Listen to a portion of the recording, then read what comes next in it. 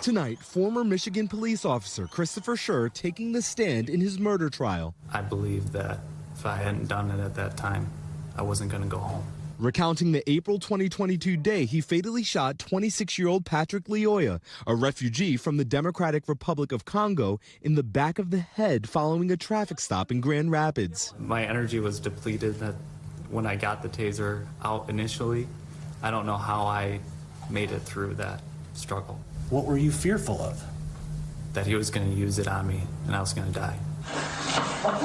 Schur seen wiping his eyes in court as his body camera footage was played out for jurors. Stay in the car!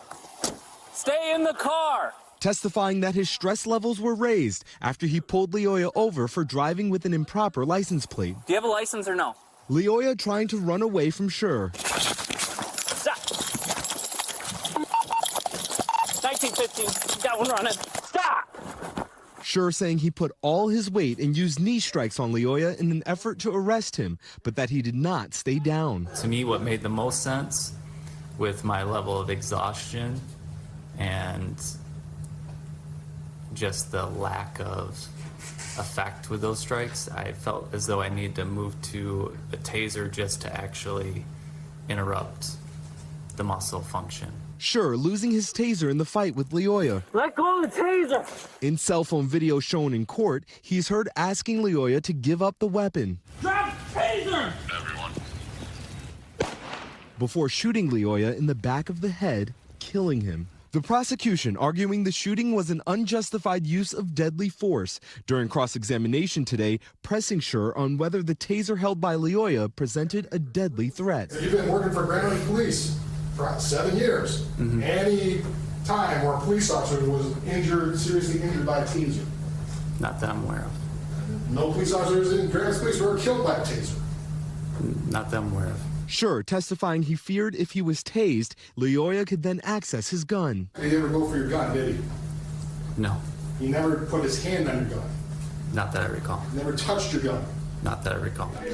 Lyoya's family and their attorney in court today calling for a conviction. If it was your child, what would you want?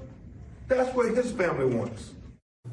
And Shaquille Brewster joins us now with more. Shaq, the central question for the jury here is, was the use of deadly force warranted?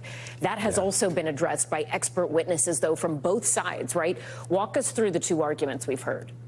Yeah, listen, jurors in this case heard testimony from experts on both sides of this case. For the prosecution, they brought on use of force experts, including one who we talked to for the show in the days after the shooting, who essentially said that the use of force was unreasonable and that the officer put himself in a more dangerous position. The defense, they brought on experts who were and are senior members of the Grand Rapids Police Department, including two who trained this officer. They said that the situation got more dangerous once Lyoya got hold of that taser. This will all come down, of course, to what jurors believe when they likely receive the case sometime next week, Ellison.